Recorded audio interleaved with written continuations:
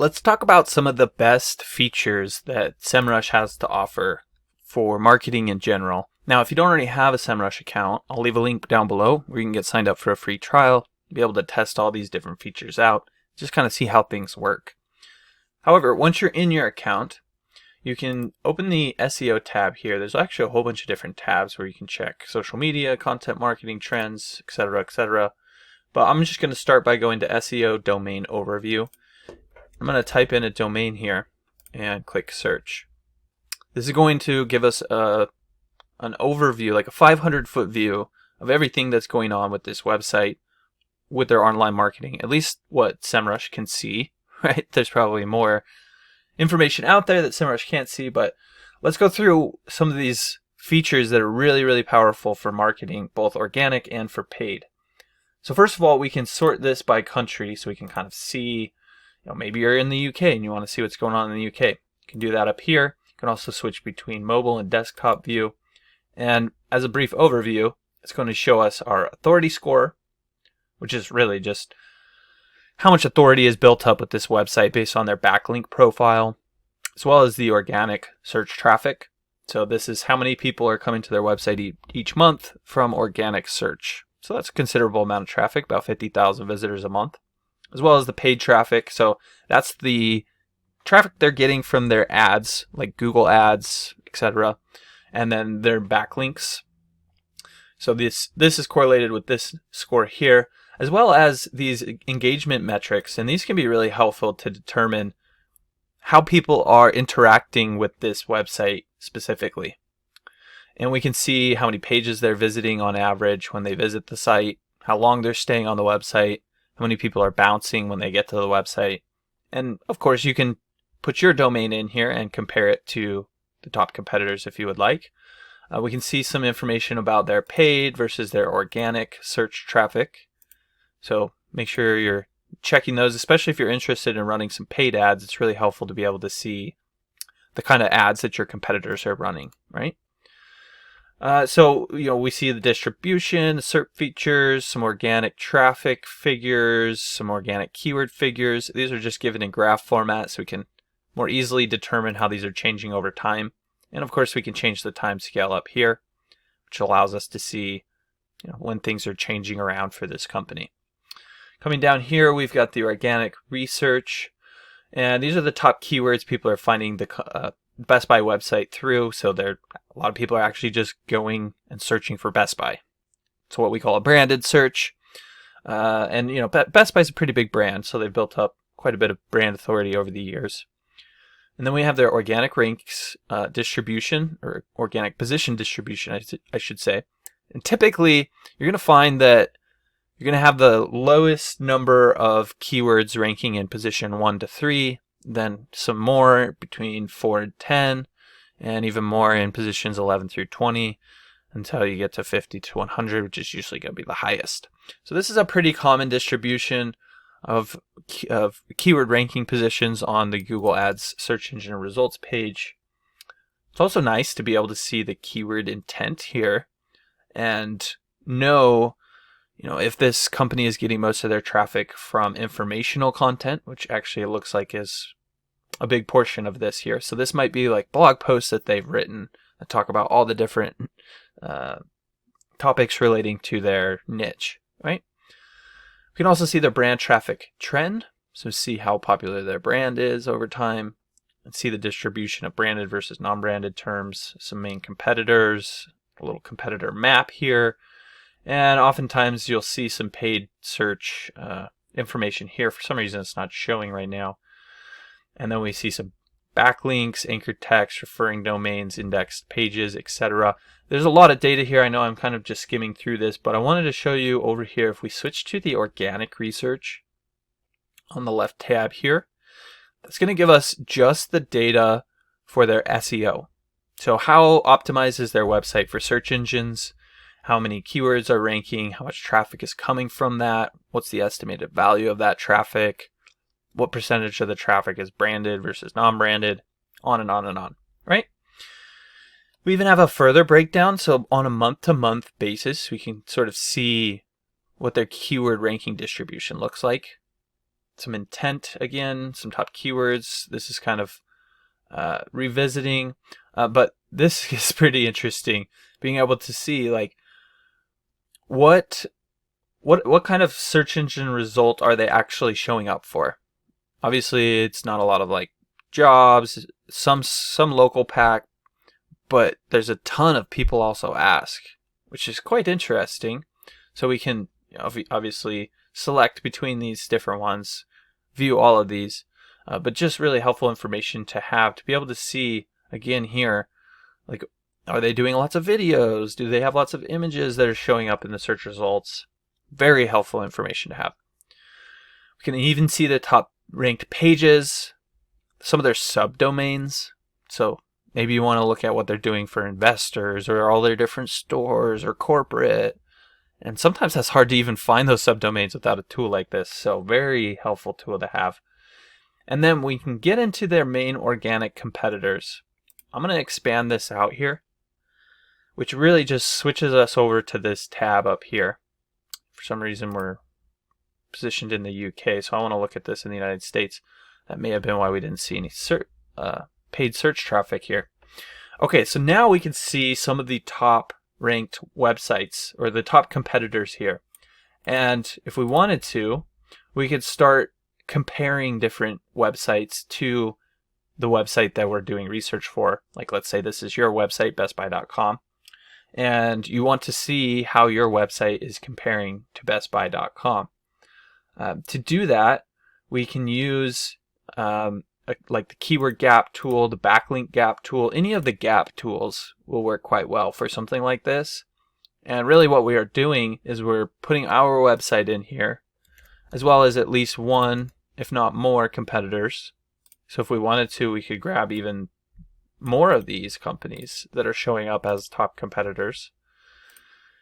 It says we can add up to 3 of them and click compare. That is going to give us a really nice Venn diagram of the ranking distribution here, the keyword overlap, I should say, between these websites, with CNET actually having the largest portion of keywords ranking, and then Best Buy, and then PC Mag. Very helpful to be able to see just quickly and easily, like, all right, 8 sleep is a keyword that Best Buy is ranked in position 33 for. It's being outranked by CNET, but not PC Mag. So in that case, we might just say, okay, we want to rank for this term. What is it going to take in order to get ranked for a term like this specifically? We can go check out what CNET is doing to rank for this term, reverse engineer their strategy, and develop something superior for our own company, right? Very helpful to be able to just quickly and easily determine, you know, where is there overlap? Where are we missing out on opportunities? In fact, you can do that right here. Just go to missing. That's going to show you where your competitors are ranking, but you're not. Then you can just start going after the same keywords your competitors are going after that you're not ranking for currently, right? We can even do the same thing with the backlink gap tool and analyze the difference between, quote unquote, our website, our competitors' websites, and we can see the best, weak, strong, shared, unique. Check even the authority score. Let's say we want only backlinks that are like, you know, decent quality. Very, very helpful to be able to jump into this. Now, one other big thing that is super helpful with this tool, I'm coming back over here to the domain overview. We've kind of been looking a lot at the organic side of things, but paid ads is another big portion of search engine marketing. Now, if we click on this paid keywords here, it's going to take us directly down here to the advertising research. And from there, we can see all of the different keywords that Best Buy is running Google ads on. We can also hover over these to see the actual ad itself, which is really nice if you want to know, like, okay, Best Buy is running ads on washer and dryer sets. What does that look like? They're talking about how they have this great deal. You can choose from all these different appliances. Buy today. Pretty straightforward, right? And that's going to be mostly the keywords. We could also check the ad copy, ad history, the pages, like the actual landing pages that they're sending all their traffic to. And any of this information can be exported. So if we wanted to, we could literally just download all of their Google ads and then figure out what we want to replicate and do something a little bit better than what they're doing. So again, there's so many different features in this tool. I wanted to just give you some of the best features that you're going to be using on a more regular basis. I think there's one last thing here that I think is probably worth talking about, which is a big component of the organic marketing, and that is keyword difficulty. So let's say we want to rank for a specific keyword. What we would do is take a look at their top keywords that they're ranking for here, or this is how I would normally do it. And then I would start by searching with the keyword difficulty. And Semrush has a pretty solid keyword difficulty metric here that they've been able to calculate for different websites. And what this indicates is how difficult it's going to be to rank for these different terms, with very hard, 85 to 100% being obviously very hard. And if we want, we could even set a range. So let's say we want anything from 10 to 40. Well, we can apply this. What that's going to do is it's going to show us all of the main keywords that this competitor is ranking for that would be potentially possible for us to also rank for, because the keyword difficulty isn't too difficult. Like YouTube video downloader. I don't know why there's all this YouTube stuff that's kind of interesting. CarPlay wireless adapter. Now we can find a whole bunch of terms, export these, start going after these terms, try and rank for these terms, and know that they're going to be in a keyword difficulty range that's acceptable. However, when you start setting up the keyword difficulty range, oftentimes you'll find that it's going to give you some keywords that don't have like hardly any traffic at all.